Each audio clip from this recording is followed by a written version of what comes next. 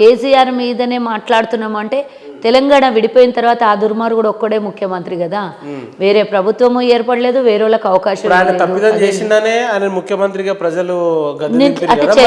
నేను ఇందాకేమన్నా చరిత్ర ప్రజలకు తెలవాలి అన్న, కేసీఆర్ చేసిన 10 ఏళ్ల పాలన కూడా ప్రజలకు తెలవాలి కదా. తెలుసు కాబట్టి వాళ్ళని అధికారంలో లేకుండా అంటే రోజు మేము కేవలం ఎన్నికల సమయంలో ప్రచారం పార్టీ చేసినటువంటి చెప్పినాం, కానీ డెప్త్గా మేము అధికారంలోకి వచ్చినాక ఏ శాఖలో ఏదేందంతా జరిగిందో అనేది మేము అధికారంలో చేతిలోకి వచ్చిన తర్వాతనే కదా బయటపడుతుంది.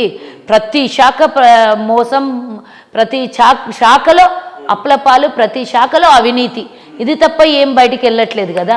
మరి వాళ్ళకి కాకపోతే ఎవరికి తిట్టాలి? ఆ దుర్మార్గులు ఈరోజు నాగార్జున సాగర్ కట్టిన కాంగ్రెస్ డ్యామ్ పడిపోయిందని తిట్టాలనా, లేకపోతే కాళేశ్వరం డ్యామ్ పడిపోయిందని వీళ్ళని తిట్టాలని? ఎవరిని తిట్టాలి చెప్పు? కాంగ్రెస్ హయాంలో కట్టిన నాగార్జున సాగర్ని కంపేర్ చేయ 100 ప్రాజెక్టులు నేను అన్నాను, ఒక 2 ప్రాజెక్టులనే చూసుకుందాం. ఈ రోజు వరకు కూడా సున్నం చెక్కు చెదరని ప్రాజెక్టు 50-60 ఏళ్ళ 70 ఏళ్ల కింద అన్నీ కడియము, కోయిల్ సాగరు, నెట్టెంపాడు, భీమా ఇవన్నీ కాంగ్రెస్ హయాంలో కట్టే కదా. మరి అవన్నీ ఈ డ్యాములు ఎందుకో కూలిపోవు? మీరు కట్టిన ఒక్కటే ప్రాజెక్టు కథమైపోయి నీళ్ళలో గంగలో కలిసిపోయింది. ఈరోజు దాని గురించి మళ్ళీ చీరిపోదా, పగిలిపోదా, అవుతూ ఉంటాయి. మీరు ఎట్లా మాట్లాడుతున్నారంటే ఏదో ఎలకల బాధకి ఇల్లు గాలు పెట్టుకున్నట్టు 100 పిల్లర్లలో ఒక పిల్లర్ కుంగిపోతే మొత్తం అసలు ప్రాజెక్టే పనికిరాదు అన్నట్టు మాట్లాడుతున్నారు అక్క. నువ్వు ఇంటిని కట్టినప్పుడు మధ్యలో పిల్లర్ ఊడిపోతే స్లాబ్ ఉంటుందా? మిగతా పిల్లల మీద నిలబడుతుందని ఎన్ని రోజులు దాని మీద నువ్వు ఆ చెట్టు కింద బతుకుతావు? నాకు చెప్పు. కాళేశ్వరం ప్రాజెక్ట్ అసలు పనికిరాదు. మరి నీకు తెలియదా? నేను మళ్ళీ కొత్తగా చెప్పుడు ఏమున్నది? అది అయిపోయిన కథ, ముగిసిపోయిన కాళేశ్వరం కథ, ముగిసిపోయిన కథ, సర్వనాశనం, 1,00,000 కోట్లు నీళ్ళల్లో పోసిన కథ. ఇక దానికి కథ మీరు ఆన్ రికార్డ్ చెప్తున్నారు అక్క. మరి ఆఫ్ రికార్డ్ ఏమన్నా భయపడతానా? నేను ఆన్ రికార్డ్ భయపడడానికి. ఆన్ రికార్డ్ అయితే ఆఫ్ రికార్డ్ అయితే దాని మీద అవినీతి పరులు అంతా చిట్ట ఒక రోజు బయటికి వెళ్తుంది, మొత్తం పోయేటోళ్ళు అందరూ బయటకు. దానికి ఒక కేంద్రానికి అప్పచెప్పమన్నారు, కేంద్రానికి అప్పచెప్పినాం. వాళ్ళు తీసుకొని వచ్చి దాని రిపోర్ట్ ఇచ్చిన రోజు అరెస్ట్ చేస్తారా, తీసుకపోతే దోచుకున్న పైసలన్నీ వాపస్ కట్టమంటారా, ఏందా అనేది ఆ రోజు అవినీతి శాఖ కానీ దాని మీద ఇంజనీర్ల మీద కానీ ఈరోజు దాని మీద పెట్టినటువంటి. అందరికీ తెలంగాణ రాష్ట్ర ప్రజలకు కల్వ సుజాత గారు అంటే ముక్కుసూటి మనిషి, కులం మాట్లాడతారు అని తెలుసు కదా. ఇప్పుడు మనం కులం మాట్లాడమ్మా. 8 నెలల ప్రాజెక్టు గురించి అడిగినావు కాబట్టి నేను చెప్పిన.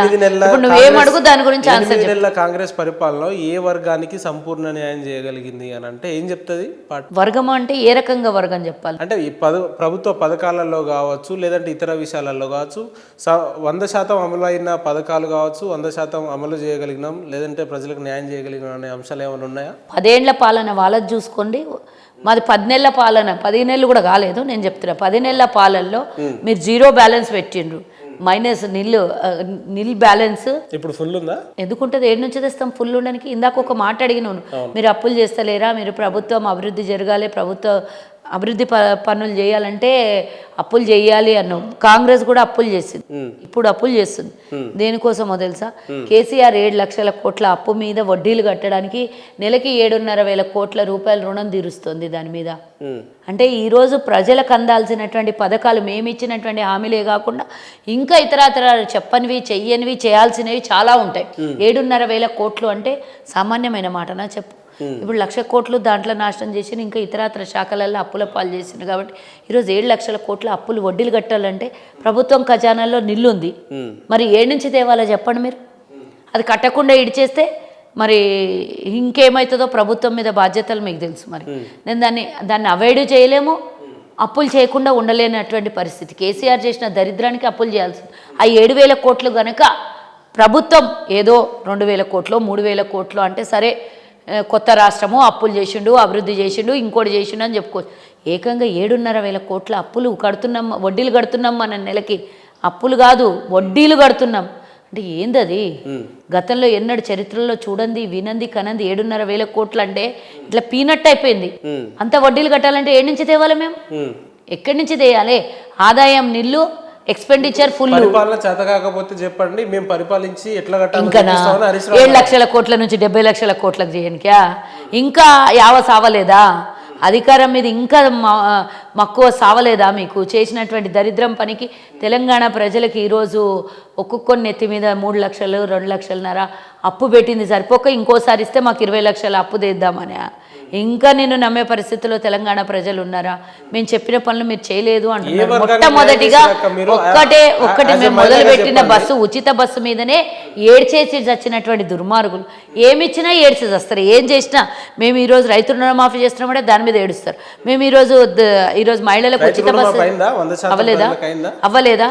మేము 31,000 కోట్లు నేను చెప్పాలి, నువ్వు చెప్పి అడిగిన దానికి ఆన్సర్ చెప్పి ఎందుకు కాలేదు? 2 లక్షల లోపు ఉన్నటువంటి ప్రతి ఒక్కరికి రుణమాఫీ అయిపోయింది. టెక్నికల్గా ప్రాబ్లంలు ఉన్న వాళ్ళకు బ్యాంక్ అకౌంట్లో డబ్బులు ఉన్నాయి. మేము 31,000 కోట్లు బ్యాంకులకు చెల్లించేసినాము. మీ టెక్నికల్ ప్రాబ్లమ్స్ ఏమన్నా ఉంటే అక్కడ లోకల్ బ్యాంకులతోనో ఎంఆర్ఓతోనో ఆర్డీఓతోనో లేకపోతే ఇంతకన్నా మించి ఇబ్బంది అయితే లోకల్ కన్సల్ట్ మండల అధ్యక్షులు పార్టీ అధ్యక్షులు లేదు అంటే ఎమ్మెల్యేలు చాలామంది ఉంటారు అక్కడ మీకు హెల్ప్ చేసేవాళ్ళు. అక్కడ ఇబ్బందులు ఉన్న వాళ్ళు సహాయాన్ని మీరు తప్పకుండా తీసుకోవచ్చు అనేది మేము చెప్తూనే ఉన్నాం. మేము 31,000 కోట్ల రూపాయలు బ్యాంకుకు రుణాల 2 లక్షల నుంచి పైన ఉన్న రైతులకు మరి అది కూడా చెప్పనియాలి కదా. నువ్వు అడగకముందే నేను చెప్తా, నేను అది కూడా చెప్తా. అతి త్వరలో మీరు తీర్చేయండి, ఇమీడియట్గా మీ అకౌంట్లో 2 లక్షలు క్లియర్ అవుతాయి అని మేము చెప్తున్నాం. ఇప్పుడు 2,05,000 మేము ప్రామిస్ చేసింది 2 లక్షలే. 2 లక్షల 1,000 ఉన్నా కూడా 1,000 కట్టాల్సింది. 2,50,000 ఉన్నా 20 లక్షలు ఉన్నా మేము తీర్చేది 2 లక్షలు. 20 లక్షలు అయితే ఇయ్యం కదా. మేము ఇచ్చిన మాట మీద నిలబడ్డోళ్ళం. మీరు ఎవరైతే 2 లక్షల పైబడి అప్పు ఉన్నారో వాళ్ళందరూ కట్టుకొని క్లియర్ చేసి రండి, పాస్బుక్లు మీకు వాపస్ ఇచ్చేస్తారు. మీ అకౌంట్లో నిల్ డ్యూస్ ఉంటాయి. మేము చెప్పిన మాట మీద నిలబడి ఉన్నాం. చేసుకోకపోవడము క్లియర్ చేసుకోవడము ఆ రైతు అక్కడ కన్సల్ట్ కాకపోవడమా లేకపోతే ఇతరత్ర ఇబ్బందులా లేకపోతే టెక్నికల్ ప్రాబ్లంలా ఉంటే డెఫినెట్గా టెక్నికల్ ప్రాబ్లం ఉంటే మా వాళ్ళు తీరుస్తారు, బ్యాంక్ వాళ్ళు తీరుస్తారు. ఒకవేళ మీరు 2 లక్షల పైబడి అప్పు ఉన్న వాళ్ళు ఎవరైనా ఉంటే మీరు మిగతా బ్యాలెన్స్ క్లియర్ చేయండి, 2 లక్షలు మేము కడతాము అని చెప్తున్నాం. మేము 31,000 కోట్లకు కట్టుబడి ఉన్నాం. 26,000 కోట్లే అవుతుంది అయినా 22,000 26,000 కానీ అదనంగా కొన్ని ఇట్లాంటివి ఇబ్బందులు ఉండి 2 లక్షలకు పైగా ఉన్న వాళ్ళకి కూడా క్లియర్ చేయాలనే ఉద్దేశంతోనే మేము ఆల్రెడీ 31,000 కోట్లు మేము రుణాలు బ్యాంకుకి ఇచ్చేయడం జరిగింది. ఇక అక్కడ ఉన్నటువంటి వాళ్ళు క్లియర్ చేసుకోవాలి తప్పించి అది మా తప్పెట్లా అవుతుంది? మేము క్లియర్ చేయలేదు అని అడగడానికి ఫస్ట్ ఆఫ్ ఆల్ ఎవరికి హక్కు ఉన్నది? ఇక్కడ ప్రతిపక్ష పార్టీకి మీరు చేసినట్ల మోసం చేసినావా? 1 లక్ష లోపల రుణం తీస్తా అన్నటువంటి దొంగలు 10,000 20,000 కూడా రుణం తీర్చలేదు. మీరు తీర్చే లోపల 10కి 10,000 రూపాయలు మళ్ళీ వడ్డీ కట్టాల్సి వచ్చింది.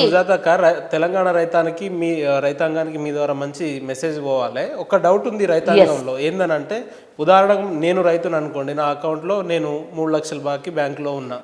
అయితే ఇప్పుడు 3 లక్షలు దాన్ని హోల్డ్లో పెట్టడం జరిగింది. ప్రభుత్వం చెల్లించాల్సిన 2 లక్షలు చెల్లించేసి ఈ 1 లక్ష రూపాయలు కట్టాలని చెప్పొచ్చు కదా. ఆ రకమైన అట్లా కట్టిండ్రు అనుకోండి, పాస్బుక్లు బయటికి రిలీజ్ కావు కదా. రేపు పొద్దున మళ్ళీ మీరే నిందలేస్తారు కదా.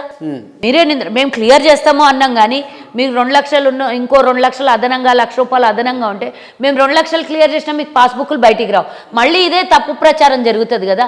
మీరు కూడా 1 లక్ష రూపాయలు అదనంగా అప్పును క్లియర్ చేసుకుంటే మేము 2 లక్షలు ఇస్తాము, మేము ఇస్తాము అన్నాం, దాని మీద కట్టుబడి ఉన్నాం. దాంట్లో ఎలాంటి సందేహం లేదు. నేను రైతులకు ఒకటే విన్నవించుకుంటున్నా, 2 లక్షలు అప్పు చేయాల్సినోడు పాపం పేద సన్నకారు మధ్యతరగతి రైతు 2 లక్షలకు 5-10 వేలు అటు ఇటే చేస్తాడు కానీ 3 లక్షలు అప్పు చెయ్యడు. ఎందుకంటే మేము డే 1 నుంచి మా ప్రచారంలో కానీ మా మేనిఫెస్టోలో కానీ పెట్టింది మేము 2 లక్షలు ఇస్తామన్నాం. దయచేసి రైతులకు ఎవరైనా ఉసిగొల్పి అబద్ధ ప్రచారాలు చేసి తప్పు కింద మిమ్మల్ని సృష్టిస్తే దానిని మీరు పట్టించుకోకండి. కాంగ్రెస్ ప్రభుత్వము క్లియర్ కట్గా ఉంది. 2 లక్షలు మీరు పైబడి ఎంత ఉందో అంత మీరు బ్యాంక్లో మీరు రుణం తీర్చేసుకోండి.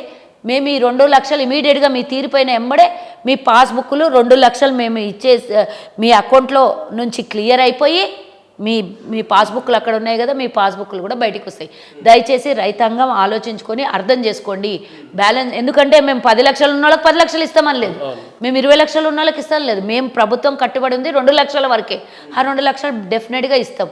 పైన ఉన్నటువంటి అమౌంట్ కట్టుకొని మీరు వస్తే బ్యాంకుకి బరాబర్ క్లియర్ చేస్తాము.